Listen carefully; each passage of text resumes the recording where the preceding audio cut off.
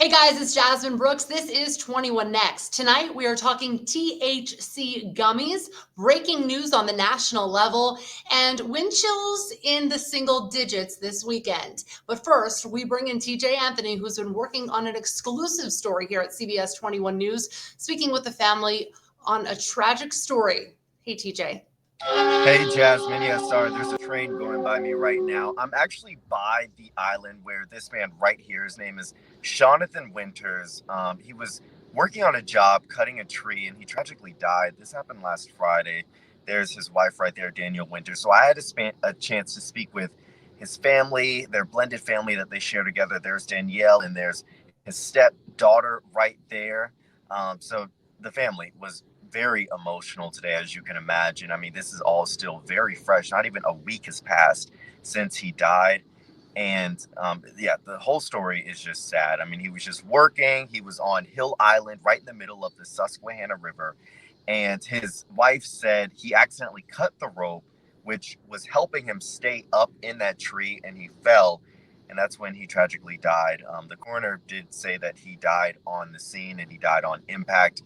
But I mean, this was an amazing dude. His wife says it was his company that he was working for. He was with other employees of his. He said, or his wife said, that they were trying to do CPR on him for 45 minutes up until EMS arrived. I mean, this man meant so much to so many people, even his stepchildren. They were very emotional when they were talking about how much they meant to him. They spent so many special memories with him.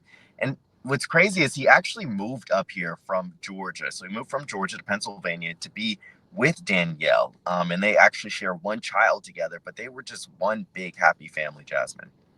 So I know this is an exclusive interview. Why did the family decide to speak to you today? Well, his brother actually called, and his brother is from Georgia. I'm from Georgia, so we kind of shared that connection there. And I just really understand what the family is going through. I had the chance to speak with Danielle before the interview and before we actually met in person days before. And we just kind of talked about, Jonathan. His real name is Jonathan, but they call him Sean. And we talked about, the kind of person that he was and just his impact on the community and just Central PA and how much he fell in love with it. So I was just able to make a connection with that family before I even interviewed them. It's really hard to see the pictures of those little kids, and we look forward to your interview today. TJ, thank you. We'll see you soon. Thank you, Jasmine. All right. Well, we're talking about syringes found at a park, a local park. It all went down in Lancaster County. Here's what we know. Community members are trying to raise concerns after finding this drug activity. Here's some pictures here at several parks, specifically Crystal Park being named in Musser Park.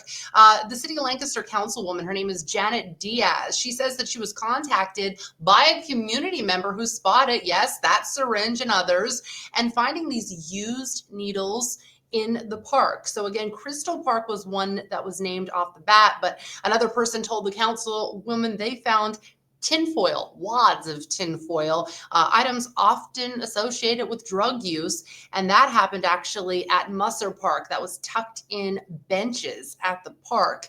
The woman said that she stopped using the park after noticing these potential drug paraphernalia items in plain sight. So we are working to learn more about what's going on here. And of course, people are taking this extremely seriously. THC gummies is the next topic we're talking about. We were looking into this as early as this morning. Here is what we know. Dauphin County Police investigating a drug-related incident at a nearby school. Specifically, the claim stems to Steelton High School, saying a student brought THC gummies to school yesterday. We had a lengthy conversation with the superintendent today, but police are the ones who confirmed this to us. Police in Swatara Township specifically, they say they are investigating these THC gummies allegedly brought to school. No charges filed just yet, as this is very early on in the investigation.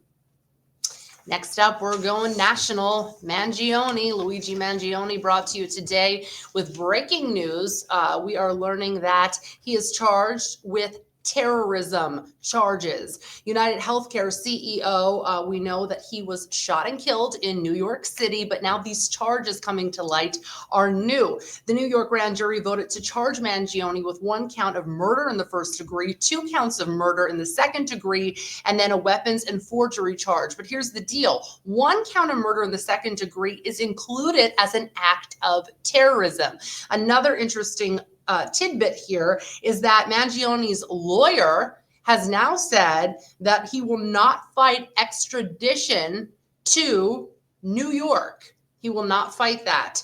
As far as when we will see him back in court, Luigi Mangione, he was supposed to appear in court on the 23rd of this month, but we're learning that his preliminary hearing in Pennsylvania has been rescheduled to the 19th of December at 8:30 in the morning.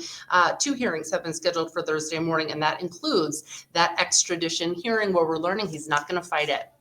Finally, tonight we're talking weather, and the reason we want to bring you this weather is because we are going to see some extreme temperatures, specifically Sunday. Let's bring in Ed Russo live from the weather studio right now. Ed, how cold will it feel Sunday?